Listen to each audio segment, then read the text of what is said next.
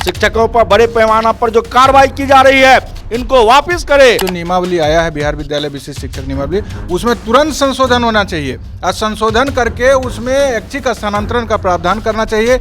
हम लोग road, court और वोट तीनों से सरकार को मुंह तोड़ जवाब देंगे। सिंपल सा बता दें, अभी बच्चों को मैंने सिर्फ ऐसे कहा था कि अब तो हम लोग दूसरे जगह चले जाएंगे, पूरे स्कूल में रोना धोना शुरू हो गया था। और आने वाला चुनाव में सरकार को बिहार के लाखों शिक्षक बताएंगे कि अगर शिक्षकों को आपने ठगा, शिक्षकों के साथ धोखा किया तो उनको ये इसका खामियाजा भुगतना पड़ेगा। नियोजित शिक्षक लगातार जो है परीक्षा को लेकर के आंदोलन कर रहे हैं कि हम लोग परीक्षा नहीं देंगे, हम लोग इतने दिनों से पढ़ा रहे। अब जिस तरीके से नियोजित शिक्षक पहले परीक्षा की बातें हो रही थी 5 बार की परीक्षा के लिए, लेकिन अब सीधे सीधे अड़ गए, आर पार की लड़ाई में। देखिए अपने अपने क्षेत्र के विधायक के आवास पे, चंद्रहास चौपाल जी हैं, आरजेडी के विधायक हैं, और आप लोग अब विधायक के आवास पे आ रहे हैं। विधानसभा में सत्र चल रहा है, वहाँ तो बातें सुनी नहीं जा रही, क्या लग रहा है? हम लोग का यह निर्णय हुआ है कि अब सूबे बिहार के सभी विधायकों का हम घेराव करेंगे और फिर मांगों को रखेंगे, क्योंकि सरकार जो है बार बार मैंने हम लोगों के साथ जो मैंने बेईमानी पर आ गई है, इसलिए सूबे बिहार के सभी विधायकों का घेराव करके अपना मांग पत्र देंगे ताकि शिक्षकों का जो मुद्दा है वह बिहार विधानसभा में फिर से गूंजे और सरकार हमारे मांगों पर विचार करे।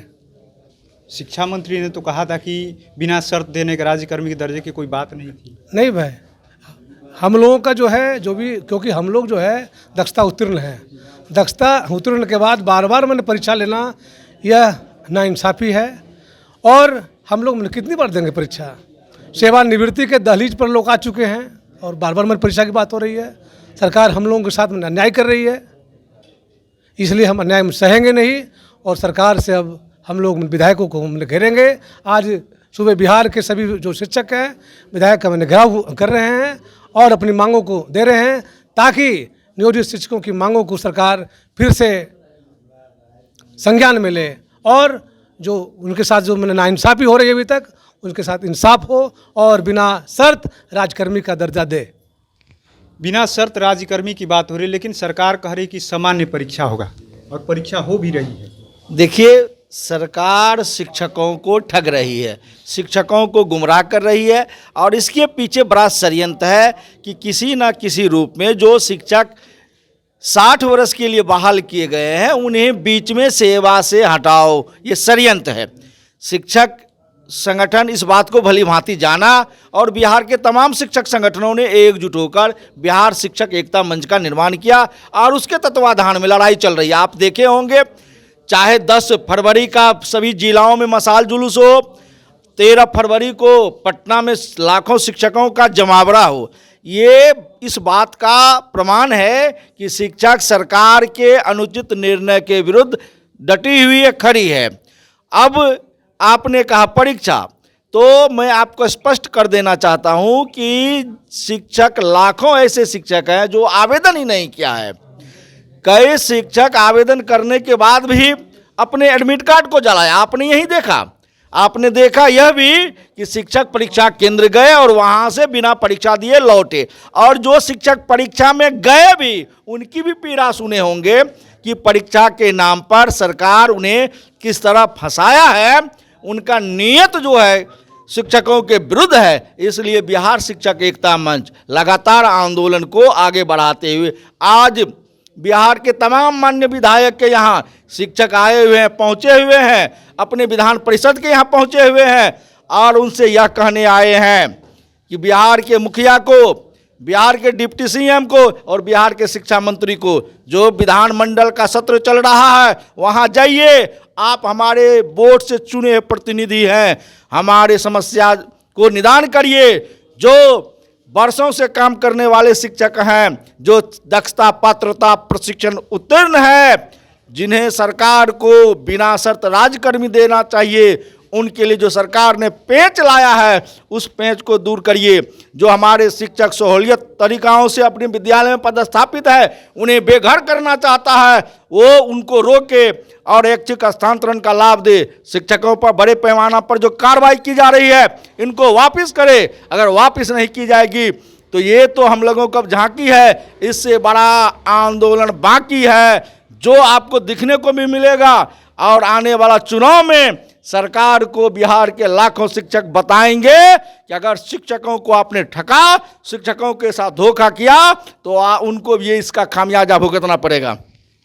लगातार सरकार कह रही है शिक्षा विभाग में बदलाव हो रहा है, बच्चे पढ़ेंगे, आगे बढ़ेंगे, बिहार आगे बढ़ेगा, लेकिन जब शिक्षक ही सड़क पे हैं, बिहार कैसे आगे बढ़ेगा? बच्चे कैसे पढ़ेंगे? आप लोग देखिए, बच्चा जो है ना, वो हम ना पढ़ा रहे हैं, और हमको सरकार गलत तरीके से सड़क पर उतरने के लिए विवश कर दी है। जब शिक्षक का शोषण होगा तो बच्चा को कैसे मन से पढ़ाएंगे? इसलिए हमारा शोषण बंद हो, बिना शर्त राज्यकर्मी का दर्जा हम लोग लंबे समय से मांग करते आ रहे हैं। सरकार सिर्फ आश्वासन दे रही है। हमारा कहना है कि जो नियमावली आया है, बिहार विद्यालय विशेष शिक्षक नियमावली, उसमें तुरंत संशोधन होना चाहिए, और संशोधन करके उसमें ऐच्छिक स्थानांतरण का प्रावधान करना चाहिए। ये जो परीक्षा के नाम पर छटनी का प्रावधान किया, उसको खत्म करना चाहिए, और हमारी तमाम मांगे को पूरी की जानी चाहिए। तो आज हम लोगों ने सड़क पे पहले लड़ा, फिर माननीय विधायक को आज मांग पत्र सौंपे हैं। सभी जितने भी बिहार के माननीय विधायक हैं, अब उनसे कहें हैं कि सदन में आप हमारी बात को रख करके मांग पूरी करवाइए, अन्यथा आंदोलन अब तेज होगा। रोड से अब वोट के तरफ लड़ाई को हम लोग मोड़ देंगे, और तब फिर सरकार को भारी फजीहत झेलना पड़ेगा। इसलिए आज फिर से हम लोग आग्रह का दौर लगातार जारी है। अब सरकार को तय करना है, आग्रह से हमारी मांग पूरा करेंगे या विराट आंदोलन की तरफ हमको बढ़ने पर मजबूर करेंगे। यह निर्णय आज हम लोग ले रहे हैं। आप मान रहे हैं सरकार को अब तय करना है कि बच्चे पढ़ेंगे कि आगे नहीं पढ़ेंगे? ये भी तो सबसे बड़ा सरकार, हम लोग नियोजित शिक्षक के साथ जो है सरकार गुमराह कर रही है, और उसकी नीति जो है फिल्टराइजेशन की है। लेकिन हम लोग अपने संवैधानिक अधिकार के लिए बिना शर्त राज्यकर्मी ले करके रहेंगे।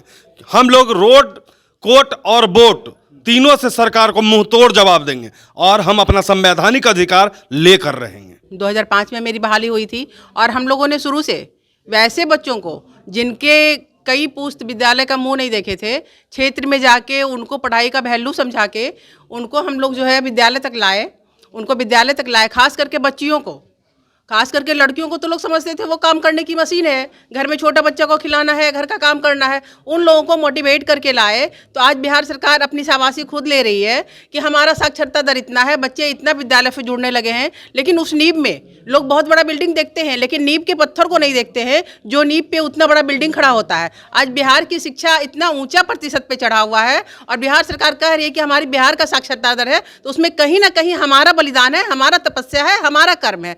हम लोगों को कहाँ अच्छा लगता है रोड पे रहना? हम लोगों को सबसे ज़्यादा अच्छा तो बच्चों के साथ ही रहना होता है ना। लेकिन जब अपना परिवार बिखरता है, बताइए हम लोग कितना परिवार को सुधार दिया। आज हमारे पढ़ाए हुए बच्चे नौकरी करने लगे हैं। बीपीएससी, हमारी 3 बच्चियां बीपीएससी कंप्लीट कर गई है, तो ये हमारे लिए प्राउडनेस फील कराता है ना हमें। लेकिन कहीं ना कहीं इस तरह से जलील होना तो फिर लगता है ना कि आखिर हम कर क्या रहे हैं, किसके लिए कर रहे हैं। आप बात कर रहे हैं, एक चैप्टर होता है चाइल्ड साइकोलॉजी, उसमें कहता है कि हम बच्चों को जितना करीब से जानेंगे, बच्चे हमारे प्रति उतना होंगे, आकर्षित होंगे, और पढ़ाई के प्रति उनका रुझान होगा। आप फिर से घर जिला बदर कर रहे हैं, घर से बेघर कर रहे हैं, नए नए बच्चों को तो समझने में लग जाएगा। सिंपल सा बता दें, अभी बच्चों को मैंने सिर्फ ऐसे कहा था कि अब तो हम लोग दूसरे जगह चले जाएंगे, पूरे स्कूल में रोना धोना शुरू हो गया था। तो बच्चे अगर मानसिक रूप से नहीं स्वस्थ रहेंगे, हम लोग तो इतना दिन तक उनको समझे, और उनको किस तरह से शिक्षा देना है, कैसे टीएलएम बनाना है, कैसे वो हमारी बात को समझेंगे। क्योंकि हम बहुत काबिल हैं, लेकिन अगर बच्चों के अनुसार शिक्षा नहीं दे रहे हैं तो हमारी सारी काबिलियत रखी की रखी रह जाती है। तो मैं इस मंच से आज हम लोगों ने अपने विधायक का जो घेराव किया था, घेरा डालो डेरा डालो कार्यक्रम में, उसमें ये आह्वान उनसे मांग करती हूँ कि आप हम लोगों को दरबदर ना करके जहाँ है हम लोग को अच्छे से काम करने दीजिए। क्योंकि देखिए, एक वकील चाहता है हमेशा सब जगह झगड़ा हो ताकि मेरा वकालत चलता रहे। एक डॉक्टर सोचता है हर कोई बीमार हो जो मेरा मेडिसिन चलता रहे। लेकिन एक शिक्षक ही ऐसा है जो चाहता है मेरा समाज विकसित हो, मेरा समाज शिक्षित हो, ताकि वहाँ पे सारे लोग एक अनुशासन में बंधे रहें और सारे लोग डिसिप्लिन का पालन करें, एक सुसभ्य समाज हो, तभी जो है वो विकसित देश, विकसित राज्य बन सकता है। इसी के साथ मैं अपनी वाणी को विराम देती हूँ। देखिए किस तरीके से जब शिक्षक ही यानी सड़क पर रहेंगे, सरकार उनकी बात नहीं मानेगी।